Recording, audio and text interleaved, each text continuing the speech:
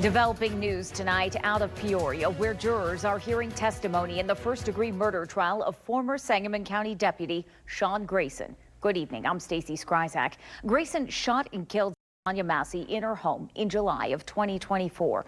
Body camera footage shows Grayson shing Massey, saying he was afraid she was going to throw a pan of boiling water at him. Charges were filed a short time later, and Grayson has been behind bars ever since. Well, we have live team coverage tonight, including a look at today's testimony, a breakdown of the atmosphere in the courtroom, and reaction to the jurors selected for the case. We begin tonight with our Dawn Sterling live in Peoria. Dawn? Stacey, opening statements started this morning shortly after 9 a.m. with Sangamon County State's Attorney John Millhiser addressing the jury. He provided a timeline of the day Sonia Massey was shot and killed. Millhiser explained the 3 counts of first-degree murder. Count 1 alleges Grayson intended to kill Massey. Count 2 states he knew his actions would kill her. And Count 3 covers an act and knowing there is a strong probability of causing great bodily harm or death. Next up, defense attorney Dan Foltz addressed the jury. He is the defense attorney. He addressed juries. He told them, quote, "There is no crime if you decide the shooting was lawful," end quote. Foltz also went on to say what happened to Massey was a tragedy, but not a crime. Witnesses then called today included State Police Lieutenant Eric Weston, Sangamon County Dispatcher Catherine Martin, and retired Sangamon County Deputy Chief Anthony Mayfield.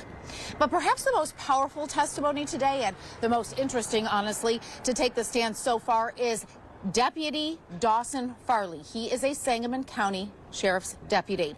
He was Sean Grayson's partner the night Massey was killed. Farley described his relationship with Grayson as a work friendship.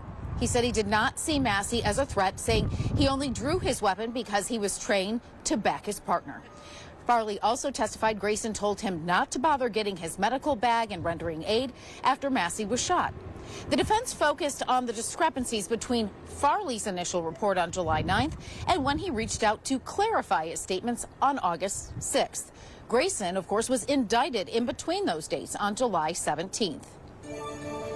All right, we have team coverage tonight. Our Monique Davis joins me now live here. She has been since the start of the trial, when you have been here through when they interviewed jurors and all of that stuff. Today, his partner took the stand, the man who was there with him that night. What was Grayson's reaction? Yeah, Dawn, honestly, I tell you, he really didn't even have a reaction. Grayson sat with a straight face and he was staring at Farley, and he even took some notes while he was giving the testimony. And even while Farley was talking, he would even glance back and look at his family members. And he was fidgeting in his chair, but he wasn't as restless as he was the last 2 days. Okay, so now that this is underway and we're starting to hear witness testimony, we're starting to hear these opening statements, his family is here and Sonia Massey's family is here. So what was his family's reaction when the partner was describing, hey, I was just there to back up my partner? So when it came to when Farley testified that he was scared of Grayson's actions and wanted to do right by the family member, by the Sonia Massey's family, one family member for Grayson actually smirked and shook her head. And that same reaction, Shadia Massey, Sonia Massey's cousin, she actually cried when he said that he wanted to do right by the family. And the other Massey families, they sat with a straight face, they looked forward, and Donna Massey, Sonia Massey's mom, she looked forward, she leaned forward, and she was trying to catch on to everything Farley was saying. Okay, so now let's move on to after lunch. The body camera video was shown. How were the jurors? What was the jurors' reaction to that? So the jury, they were watching intently. They were taking notes, they were staring, but one of the jurors actually stopped looking when they showed Sonia Massey's body. The footage was unedited, so he clearly looked very uncomfortable. He would look down, and then once the body cam footage showed that it was no longer focused on Sonia Massey's body, that's when he decided to look back up. But there were even times in the back of the jury where jurors were passing out tissues to one another. All right, good to hear. And we're going to hear a lot more from Monique. You have been here throughout this trial so far, and you will continue to be. Thank you so much for that. Once again today, Massey family supporters actually rallied right here outside of the courthouse in Peoria. They encourage others to attend. Come rally.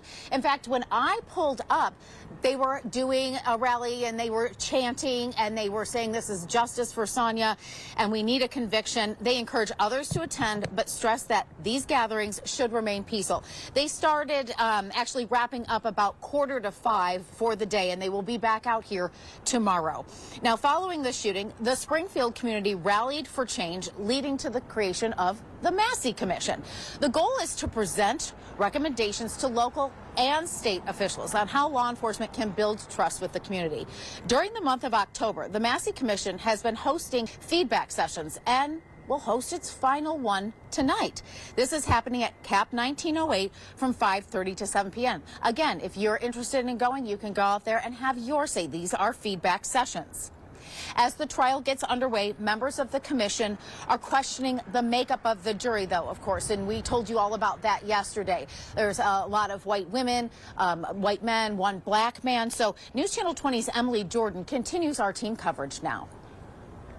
I spoke to Dr. Kelly Hurst, the managing director for the Massey Commission, who told me she's disappointed with the final turnout of Sean Grayson's jury. As we've reported, the final jury selection isn't statistically representative of Peoria County's demographics, with a majority white jury.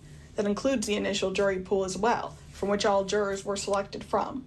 Only one of the jury members is a person of color, including the alternates. The whole reason that we're here is for the love of Sonia Massey and her family, and a community that said that that's not good enough for us. To not include their voices is diametrically opposed to what the Massey Commission was formed for, to actually listen to those voices. It just means that this is another voice, another population that is not being heard from once again. Dr. Hurst said that she's looking forward to seeing what the rationale was for the final jury selection. She argues that it's not as if Peoria County didn't have black women in the county who could have served.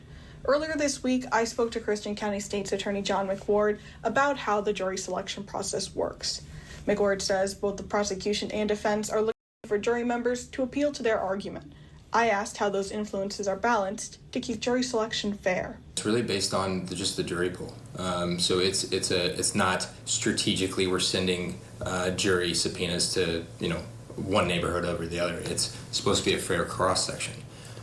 Whether or not a fair cross section, we don't know what that's going to be. McWard explains that jury selection is a randomized process, usually based on voter registration data, but it doesn't always guarantee a diverse jury.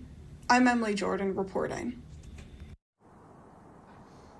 Thanks, Emily. There were 48 potential jurors interviewed. Now, we'll have more information on the feedback session for you tonight coming up on News Channel 20 at 10. And be sure to follow on X, where we are tweeting live updates from inside the courtroom of all of what's being said and all of what is happening. And we're going to provide you live updates throughout this trial. You can also stay with us on air and online, newschannel20.com, for all the latest information on this trial. But for now, that'll do it for me here in Peoria County. I'm Dawn Sterling, live at the Peoria County Courthouse. Stacey, back to you.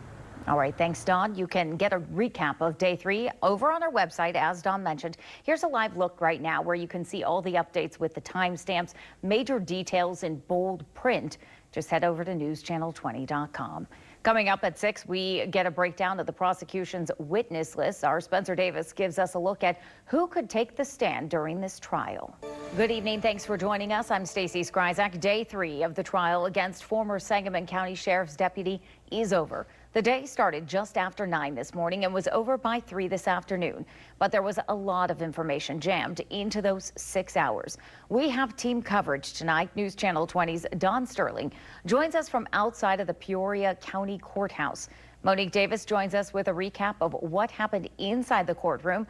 And Spencer Davis joins us in studio with a breakdown on the prosecution's witness list. We want to begin tonight with our Dawn Sterling. And Donna, opening statements, they didn't take very long this morning. They certainly did not, Stacey. All said and done, both the prosecution and the defense opening statements were done by 9:30 this morning. State's attorney for Sangamon County, John Millhiser, went first. His lasted about 9 minutes. During his statement, he said Grayson is guilty of first-degree murder because he did not follow training procedures or policies. Grayson's defense lawyer, Dan Fultz, opening statement was also just about 9 minutes long. He said Grayson believed he was in danger, and that's why he fired his service weapon. One of the most anticipated witnesses of the day and that took the stand today was Grayson's former co-worker. This is a picture of Dawson Farley from 2023 when he was sworn in as a Sangamon County deputy. Now, Deputy Dawson sees home the night she was killed. You never have seen Farley on body camera, though, because Grayson did not have his body camera on at the time of the shooting. During his testimony, Farley said he never felt threatened by Massey. We're joined by News Channel 20's Monique Davis. Now, Monique, you were in the courtroom all day and you watched Deputy Farley's testimony.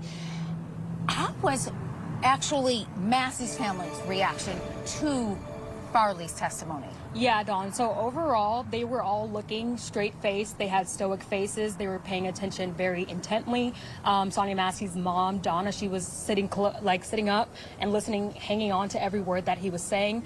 Now, as far as Shadia Massey, that's Sonia Massey's cousin, she started crying when Farley testified that he wanted to do right by Sonia Massey's family and that he was actually scared of Sean Grayson's actions. Wow. Okay, and then let's talk about now the other big thing was the jury was shown for the first time the full unedited version of the body camera footage that was really taken. And so tell me a little bit about what the jurors' reaction was to that. So they were staring at the body camera footage very intently. Some were taking notes, while one, when you saw Sonia Massey's body on the ground, and as you said, it's unedited, one juror stopped watching because it clear he was in distress. He looked down and he was just staring at the ground. And then once it got further in, you could see tissues being handed out to the back of the jury. Okay. Now,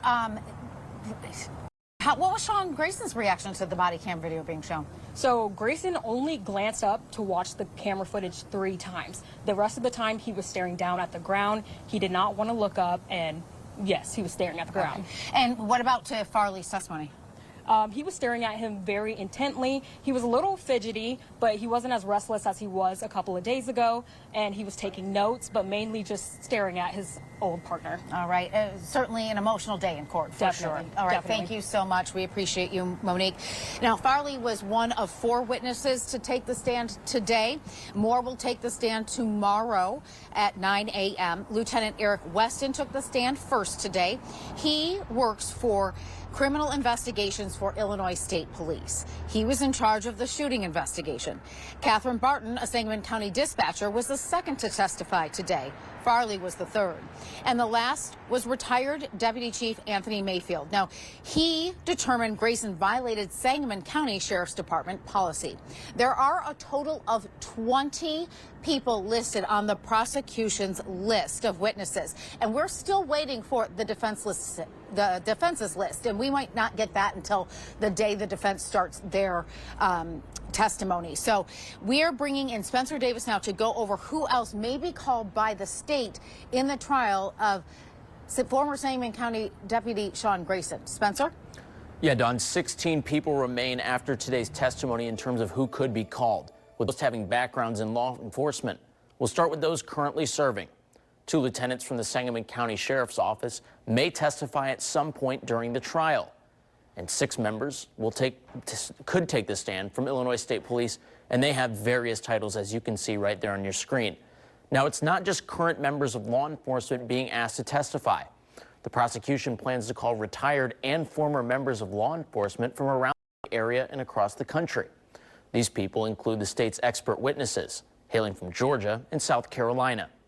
Retired Sangamon County Sheriff Sergeant Jim Hayes could take the stand, as well as a retired sergeant from Elgin, a retired chief from LaGrange, Georgia, and a current professor who previously served as an officer from South Carolina. The prosecution could also call people who work in various fields who collaborate with law enforcement. The last 4 witnesses work in dispatch, the Illinois State Police Crime Lab, and pathology. Dr. Nathaniel Patterson is one of the expert witnesses who could be called by the prosecution. Dr. Patterson is a forensic pathologist and performed Sonia Massey's autopsy. 2 additional members of Sangamon County's Central Dispatch could testify as well as a former member, or as a member from the Illinois State Police Crime Lab who could testify about the firearm used by Grayson. And we haven't seen the defense list yet. We will bring their list when we get it. Reporting for News Channel 20, I'm Spencer Davis. All right, thank you, Spencer. And again, more witness testimony starts tomorrow at 9 a.m. here at the Peoria County Courthouse. And our Monique Davis does actually tell me that things are moving along at a nice clip here. So for this trial, there was a scene outside of the courthouse today. Again, members of those who support the Massey family and justice for Sonya Massey were out here rallying outside the Peoria County Courthouse. They encourage other people to attend, but stress that these gatherings should remain peaceful. Following the shooting, the Springfield community rallied for change, leading to the creation of the Massey Commission, as you know. The goal was to present recommendations to local and state officials on how law enforcement could have a better relationship and a better rapport with the local community.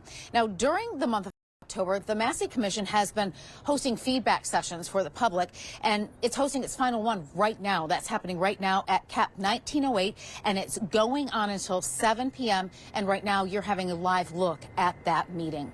We'll have more from that feedback session tonight for you on News Channel 20 at 10. And be sure to follow us on X, as we are in the courtroom and we are live tweeting what is happening as it is happening, so that you technically can know what's happening as it's happening. That will be throughout the trial. And you can also stay up to date with us on air and online, newschannel20.com. And for now, that'll do it for me live at the Peoria County Courthouse. Dawn Sterling, Stacy, back to you. All right, thank you, Dawn. Tonight, and our Spencer Davis joins us again with reaction from both Massey and Grayson's families, as well as the reaction from the jury when the body camera footage was played in court. Thanks for watching. Make sure to subscribe to our YouTube channel and watch more videos from News Channel 20.